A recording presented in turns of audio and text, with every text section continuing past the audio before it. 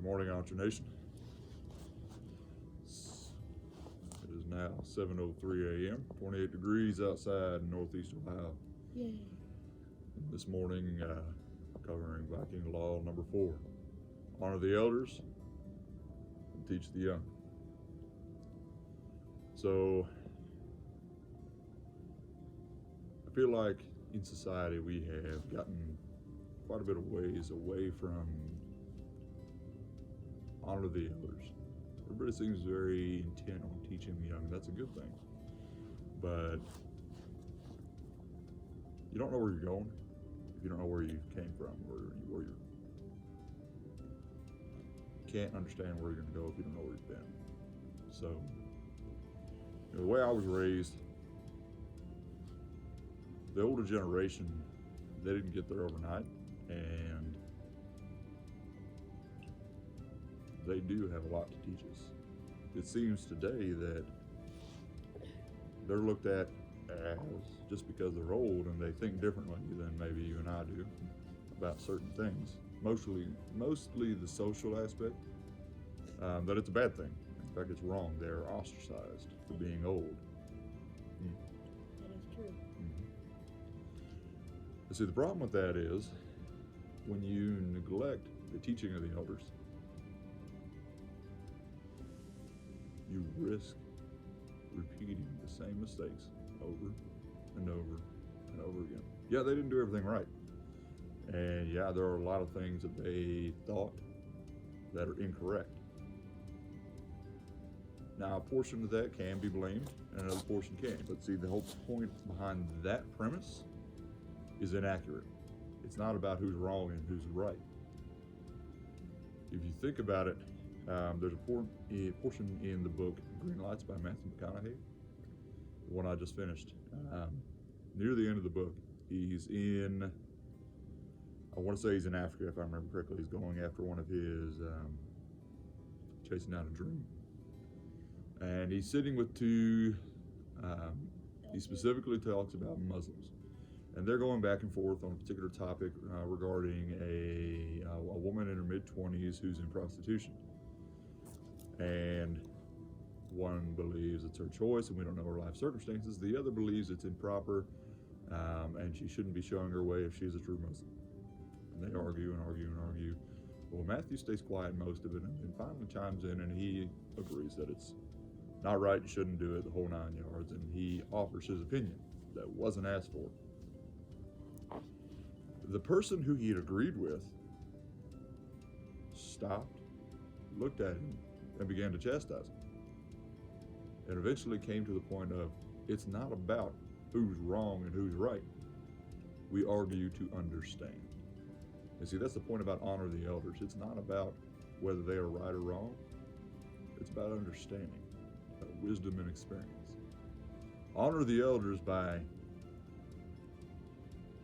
taking in their message, digesting their experiences,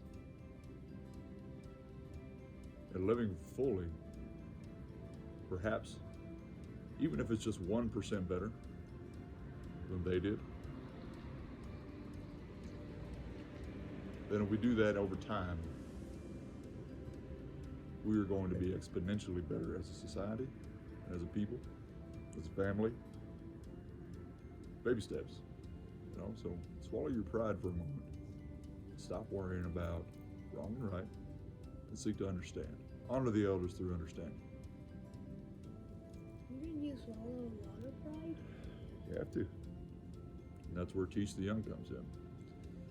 You teach the young not through words, but actions. So I have my son out here with me today. Is it cold? It's kind of cold, right? Ish. Yeah, it's 28 degrees. He's up, probably before most of the kids in our neighborhood. Yeah, he got up on his own. Yeah. And he's sitting out here with me to make this video this morning. I've already drunk my whole coffee. That's good. Yes, he drinks coffee with me. He's a man. Yeah. So, whether you agree with that or not, that's your own damn opinion, and keep it to yourself. I teach the young through my own actions.